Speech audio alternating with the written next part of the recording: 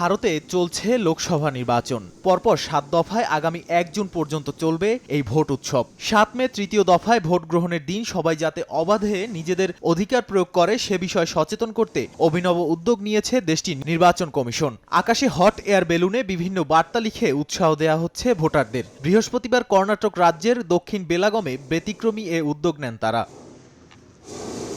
মূলত তরুণদের ভোট দিতে আগ্রহী করতে এ উপায় অবলম্বন করেন নির্বাচন কমিশন। কারণ অতিরিক্ত দাবদাহে ভোটাররা কেন্দ্রে উপস্থিত হবেন কিনা সে বিষয়ে খুবই উদ্বিগ্ন দেশটির রাজনৈতিক দলগুলো। এছাড়াও বর্তমানে দেশটির বিভিন্ন অঞ্চলে চলছে বিয়ের মৌসুম, তা নিয়েও চিন্তার ভাঁজ সংশ্লিষ্টদের কপালে।